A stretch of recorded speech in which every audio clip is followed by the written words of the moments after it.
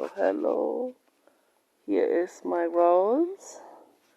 My Rosie. Oh, you beautiful, beautiful, beautiful rose. Oh, yeah. Heaven, heaven, heaven. This is heaven. This scent is heaven. Heaven on earth. Heaven on earth is this. This is unbelievably amazing. Oh my gosh. This is the queen of all flowers. Absolutely. This is the truth. Okay.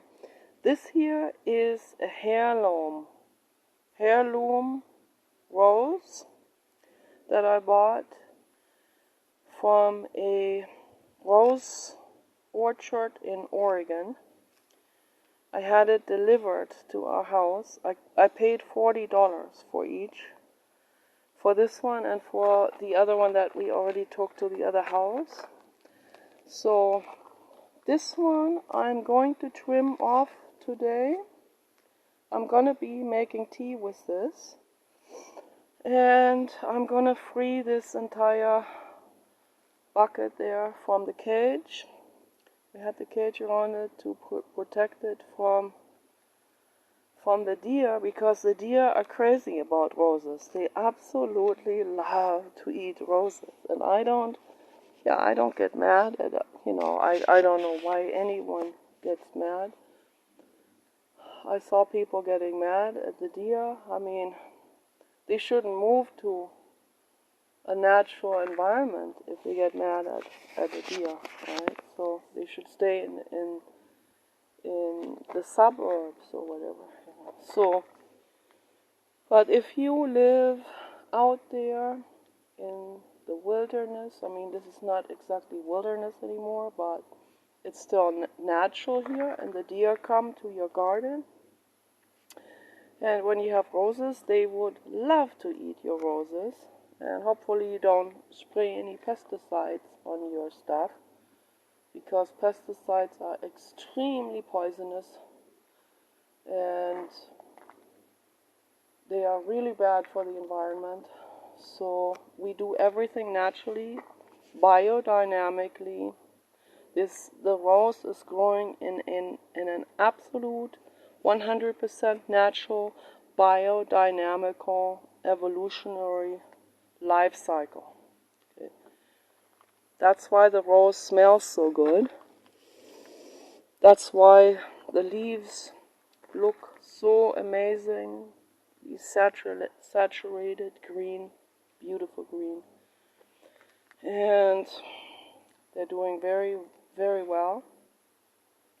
They're still very young, so we're going to take them with us when we move. Eventually, when we move to the desert. They like desert, but they do have to be watered. Yeah, maybe not every day, but every other day or so. In the desert, particularly, they like desert soil. But what we do is we do full circle composting, and it makes fantastic black fertile earth soil. We don't put any bio waste. We don't throw any of that away. This is all 100% natural, full of nutrients for the earthworms. They recycle it into fresh smelling earth soil that is 100% nutritious for the plants. And that's how every family, every household, that's how every household should be living. And then we can save this planet if we did it. So I absolutely love these roses. They are amazing. And we had them, I planted them outside first, but that didn't work out because they're underground gnawing animals like moles, and we don't use any traps, we don't use any pesticides. We let all of the animals live. Okay, they have the right to live. So once I realized, they are eating the roots, that's why the roses didn't grow very well out there in the garden. I had to dig them back out. I had to dig them into 5-gallon buckets. And what you have to do is you have to drill holes in the bottom of the buckets. And then you have to set them into a retainer pool. Some kind of retainer, water retainer pool. That's underneath. To drain excess water into the retainer pool and for the plants to soak the water back up when the plant needs it. So that's what the retainer pool is for. So the water doesn't just drain out of the holes and then the plant wouldn't be able to soak the water back up if it didn't have a retainer pool. So it has to have the retainer pool underneath. You put your own earthworm, recycled, fertile earth soil into this bucket. You put the plant in it. You stuff it closed, so that there are no air pockets, but not packing it too tightly, but stuff it in so that it is nice and snug, okay, the earth, and then fill the earth soil up, fill this up with earth soil all the way, almost all the way to the rim, and make sure you only bury the root. And then you have to water very, very, very well every day. And then the plant will set root, literally, get rooted, and feel at home and feel safe. And they need sunlight also. It's very, very important. So, okay, I want to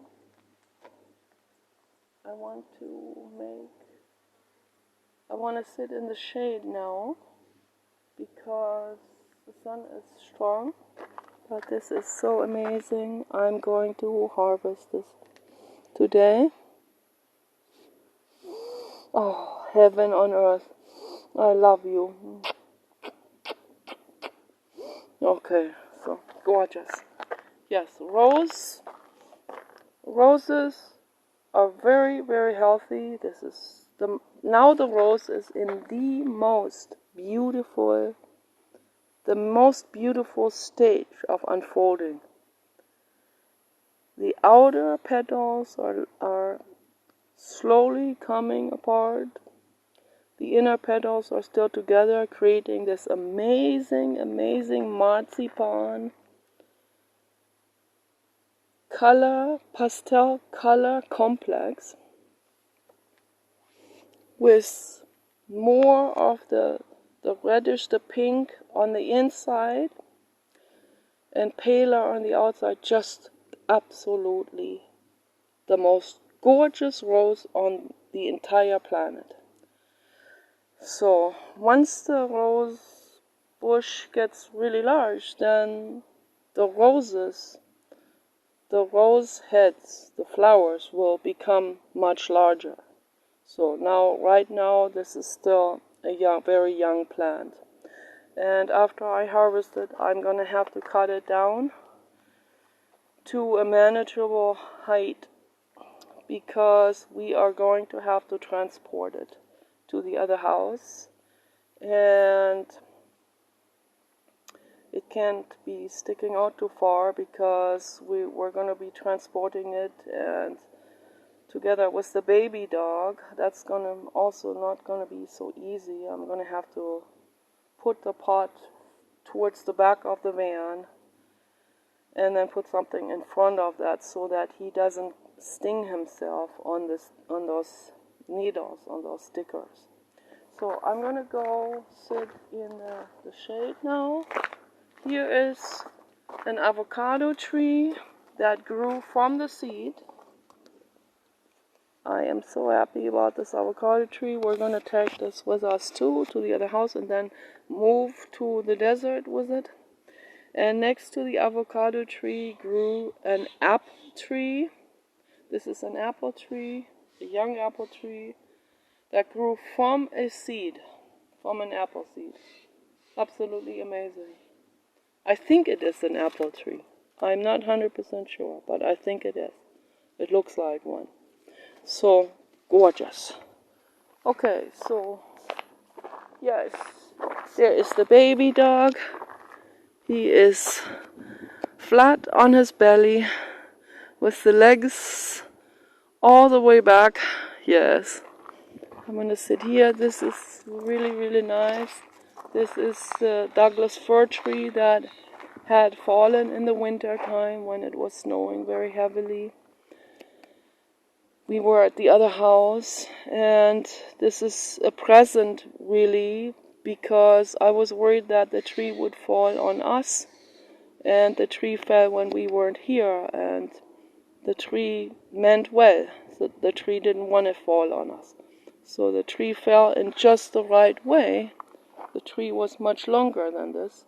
The tree fell in just the right angle that it didn't break anything else. It didn't bust up the sewer opening there, the septic tank pieces there, or bust up. It busted up a little bit of that spruce tree, but only on the margins. It fell right next to the new Christmas tree. It did not hurt the Christmas tree, the young Christmas tree. So the Douglas was very, very considerate the way he fell. Okay, so, and he was already in an angle like this. So it was just a matter of time until he would fall over. And the reason why he was standing in an angle like this, which a tree shouldn't, a tree should be standing upright. The reason why he was leaning over is because people had installed a very, very heavy chain, and wrapped heavy chains around it, nailed it in. Then the chain grew into the bark, even the bark grew over the chain. There, you can see it right there. And they installed a heavy wooden swing. Part of those beams are underneath all of this pile here, from the heavy wooden swing. And then heavy people sat on that heavy wooden swing between this tree and another tree that had grown right there where the tree is lying now. And the first tree actually died from that stress of the swing. So when we got this property, this tree was already dead. And then this Douglas fir was in so much stress that it's hard to see this now, but on the other side of the tree, there was a whole lot of bark beetle infestation and big holes, and like slashed into from bark beetle infestation and mold and all kinds of problems. The tree was trying to self-heal with all of this, the tree resin. But there was so much stress on that tree from that heavy swing that the tree was just barely hanging on. The tree was still alive and doing very well, but there was only half of the water coming from the ground into only the alive half of the tree. So the other half was like eaten away from, partly visible here, from the bark beetles. And I didn't know what to do, how to save that tree. I did not know what to do. So this is a very altruistic tree, because the trees on the other side of the house, the cedar trees, they were struggling when we first got the property. I don't know what the people did before us. They certainly, most likely, did not live holistically. So, and they didn't water that part of the forest enough. And it gets pretty dry in the summertime. So we have sprinklers. We irrigate the entire property, and so once we moved here, then every year they started to recover the trees, and it felt a little bit better. And they had some holes. They also already had some bark beetles going in, and the one tree had a bark beetle hole that looked bad. And I took tree rosin from Douglas and I stuffed it into the hole of the cedar tree, and that seemed to work extremely well with the bark beetles. So that suffocated all the bark beetles in there, in that hole, and that saved the tree bark, and the tree grew its own bark over it, so that was very helpful, and the tree seemed to really like it. I felt it energetically. I have a very close connection to all living beings. So some people, a lot of people misunderstand plants. Plants are alive. Plants are living organisms. Okay? The tree is dead now. The tree fell over from that real heavy snowstorm last winter. So, and the tree's soul is now going into the infinite cosmos. So the tree made it through as best as he could through this lifetime. Okay, I don't know, 100 years maybe. Okay, so yeah, that was a very difficult lifetime. Very difficult. And I'm telling people, do not install chains, nails, boards, signs, whatever, posts, anything, or nail another fence onto. I've seen it all. Or carve stuff into trees, or chain something around it, or hang anything on the tree. Okay, so heavy swings, don't do it. Right? Don't hang anything onto a live tree.